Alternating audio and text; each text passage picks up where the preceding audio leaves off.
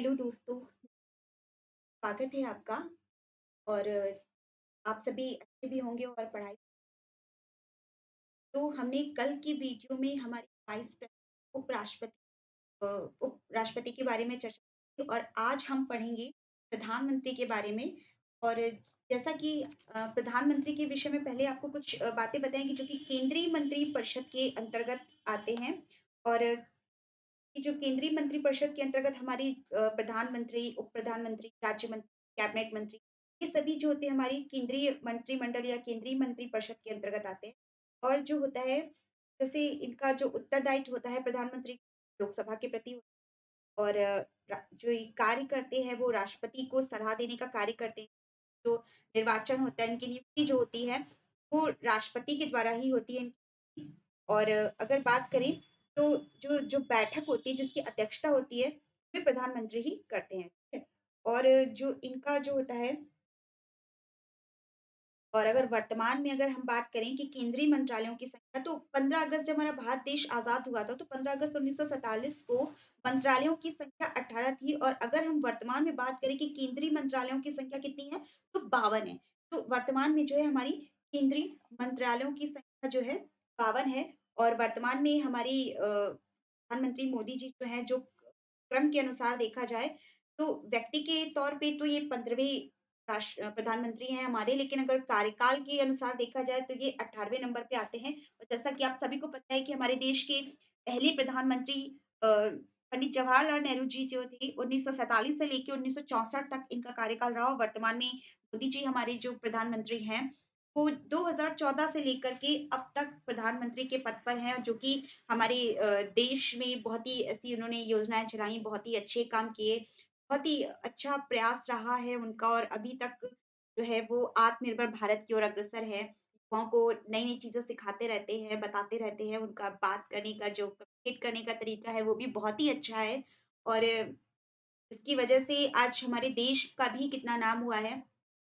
और वर्तमान में अगर बात भी करें तो प्रधानमंत्री के तौर पे विदेशों में नहीं बल्कि अपने ही देश के, अपने भारत देश के प्रधानमंत्री का सर्वोच्च स्थान है। तो जी कितनी अहम भूमिका है इनकी हमारे देश को उन्नति की ओर अग्रसर करने की ओर। तो आइए आज हम इस टॉपिक पे चर्चा करते हैं और प्रधानमंत्री की ओर आगे बढ़ते हैं और उससे जुड़े हुए फैक्ट्स के बारे में जानते हैं। तो प्रधानमंत्री जो है हमारे देश के, इनके बारे में जानने के लिए पहले तो हम ये जानते हैं कि इनका कार्यकाल क्या होता है, इनकी नियुक्ति कौन करता है, इन्हें कौन-कौन सी शक्तियाँ प्रदान की गई हैं, किस तरह से ये कार्य करते हैं। तो आइए देखते हैं कि हाँ, जो देश सबसे महत्वपूर्ण संस्थाओं में पहले आप ये जान लीजिए कि हमने जो राष्ट्रपति के बारे में पढ़ा था, सबसे ऊपर हमारे राष्ट्रपति आते हैं। राष्ट्रपति के बाद हमारी उपराष्ट्रपति जी का पद आता है।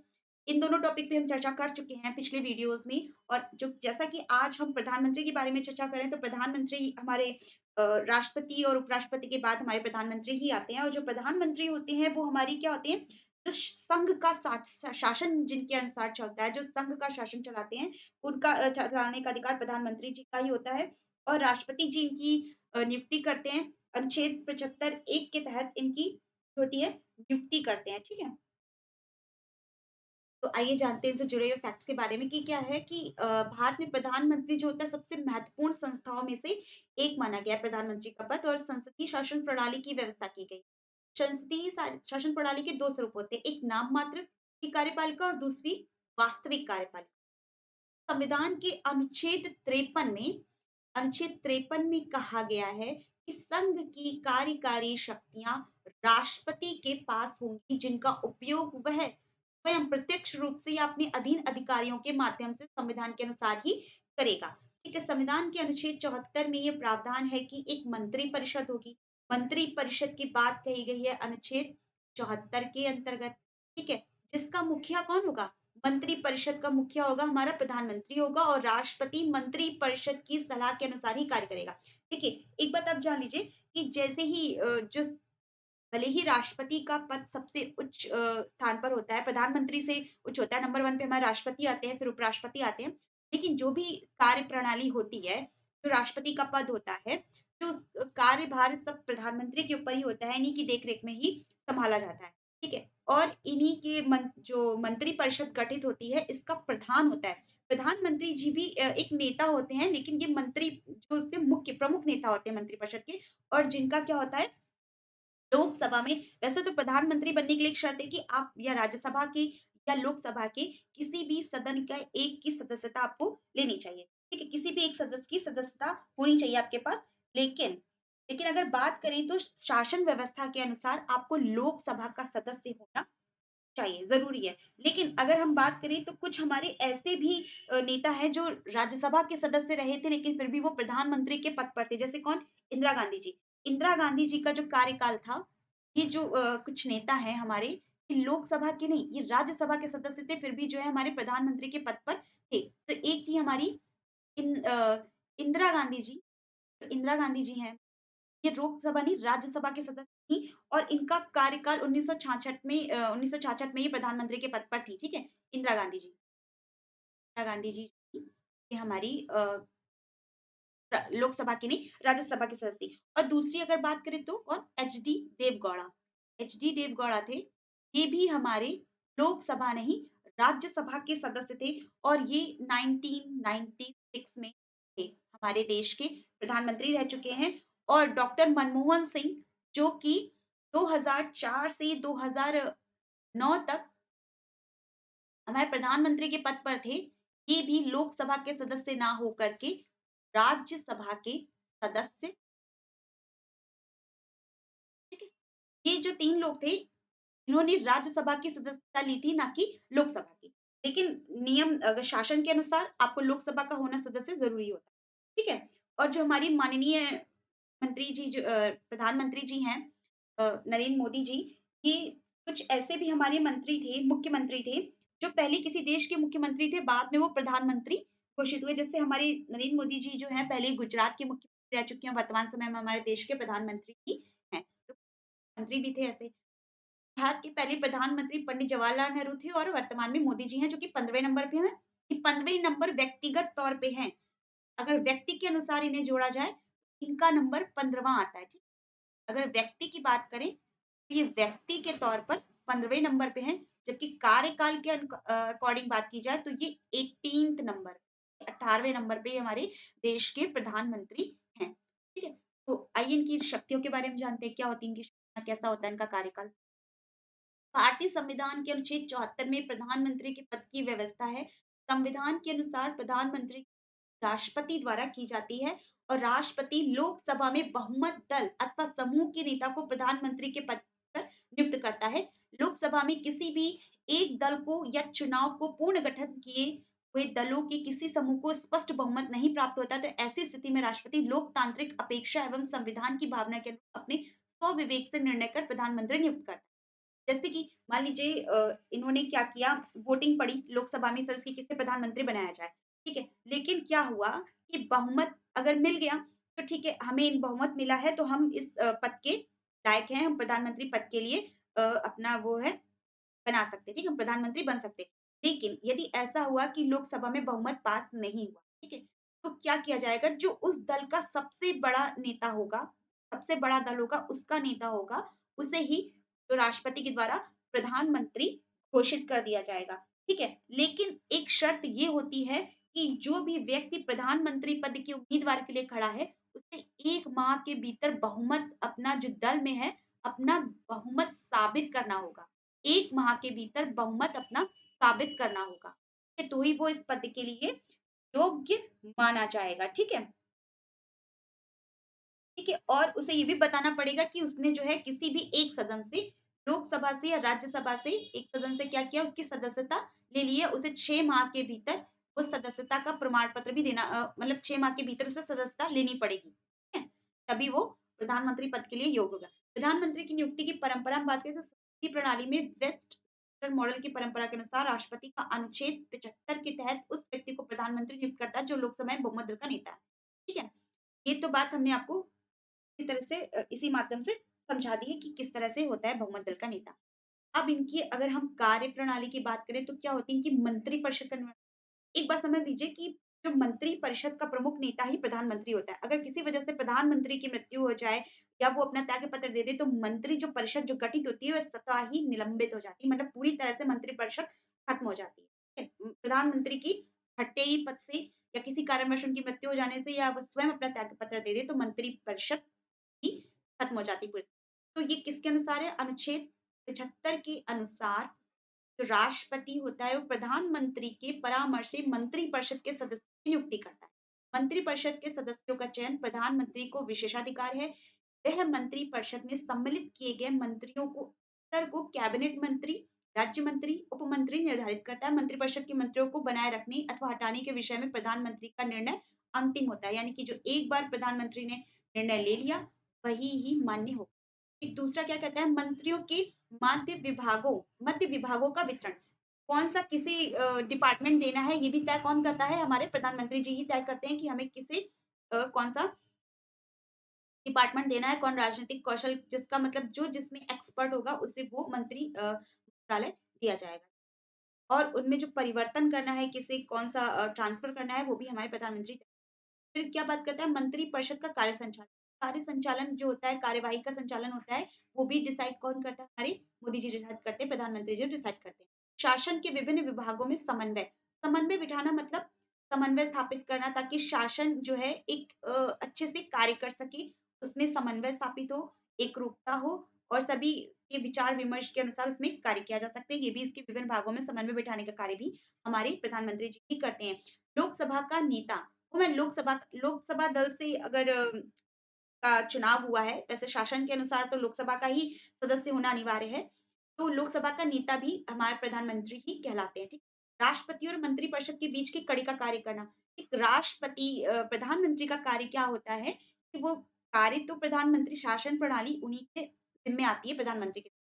तो जो सलाह लेने का कार्य होता है वो राष्ट्रपति से करते हैं और फिर मंत्रिपरिषद फिर वो कानून लागू किया जाता है क्योंकि वो उनके प्रमुख नेता होते हैं।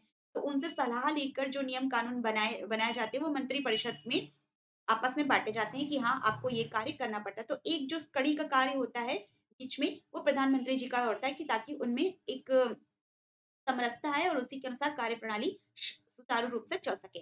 फिर तीसरा क्या कहते हैं? विभिन्न पद प्रदान करना। विभिन्न किस पद ही पद प्रदान करना कि व्यावहारिक नियुक्ति राष्ट्रपति स्वविवेक से नहीं कर बल्कि प्रधानमंत्री के परामर्श से ही करता है। अगर राष्ट्रपति को भी कोई पद प्रदान करना है किसी व्यक्ति को तो वो प्रधानमंत्री से परामर्श करने के पश्चात ही उस व्यक्ति को वो पद जो है प्रदान करते हैं।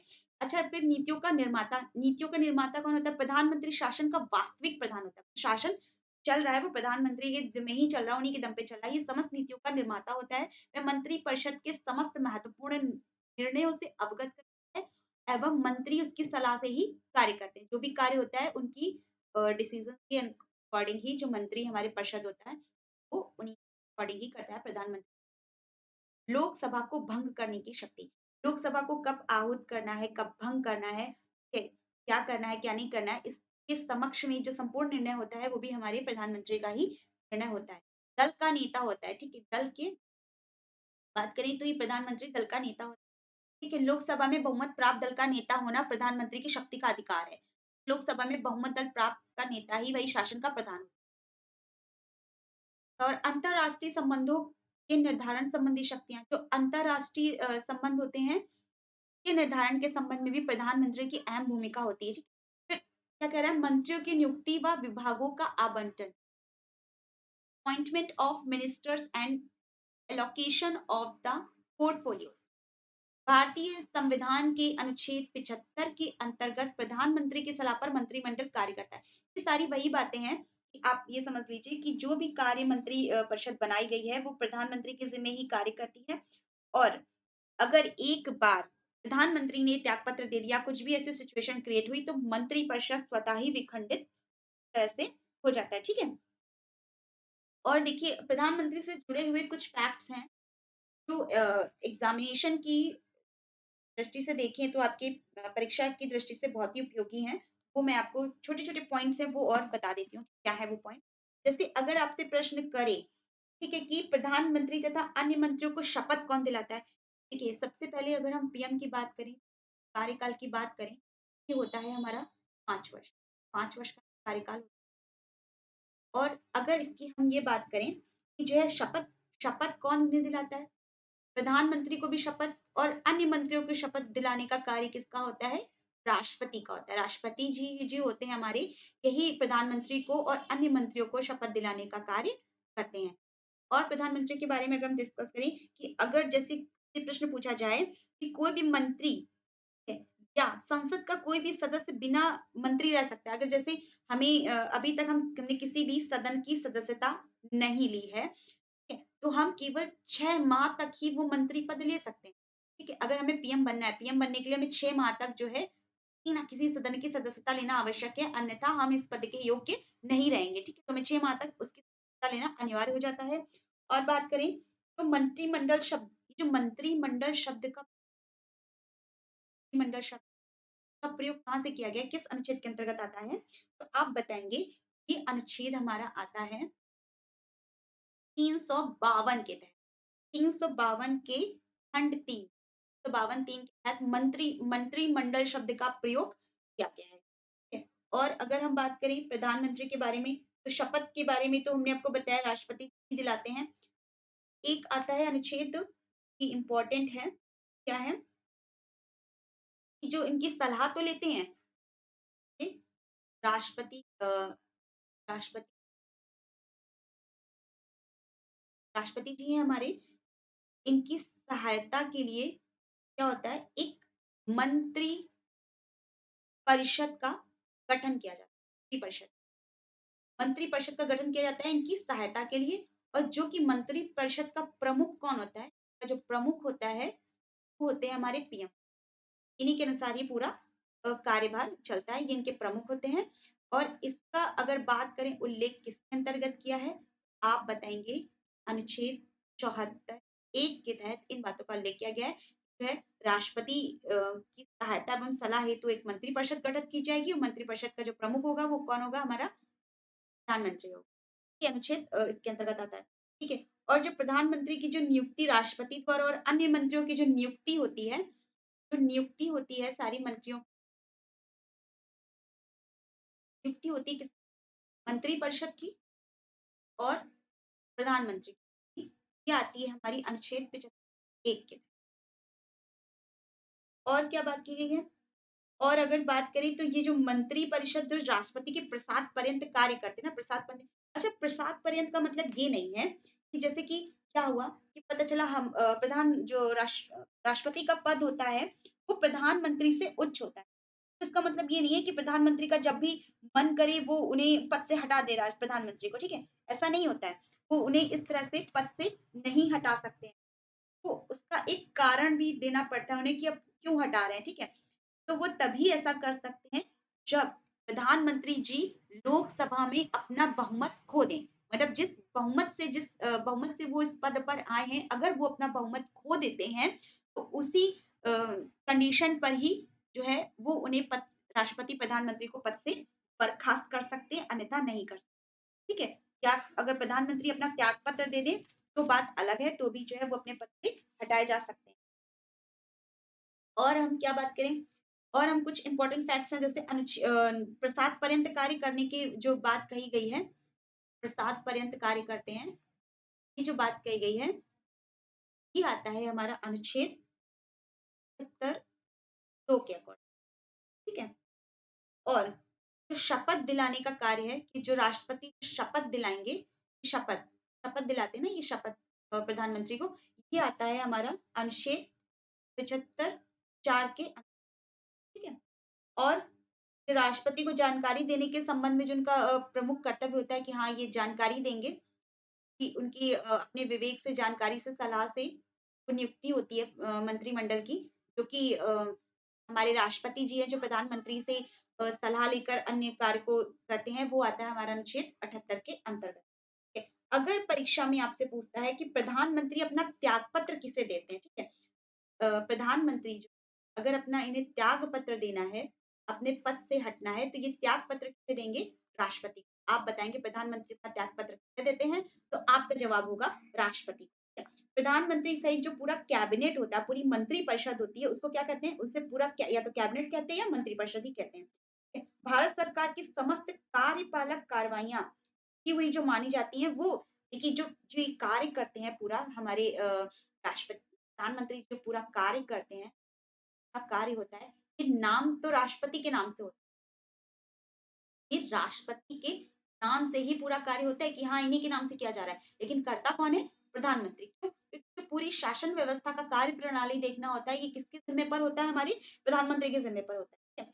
और जो प्रधानमंत्री हमारा क्या होता है कि हमारा जो होता है वैज्ञानिक और औद्योगिक अनुसंधान प्रतिशत का अध्यक्ष भी होता है, जिसे हम शॉर्ट में कह सकते हैं CSIR। ये इनके प्रमुख होते हैं, प्रमुख भी होता है, ठीक है? और जो होता है हाँ, लेकिन अगर सिविल सर्विसेज बोर्ड की बात करें तो उसका जो अध्यक्ष होता है वो कौन होता है? वो कैबिनेट सचिव होता है। अगर हम उसकी बात करें तो ये कैबिनेट सचिव होता है।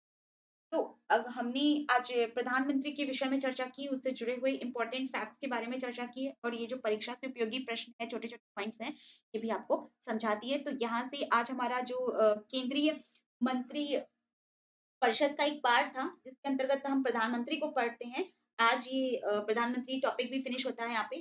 तो हम चलिए आपसे नेक्स्ट वीडियो में मिलते हैं एक अगले टॉपिक की तरफ जो हम बढ़ते हैं आगे के अनुच्छेद की तरफ।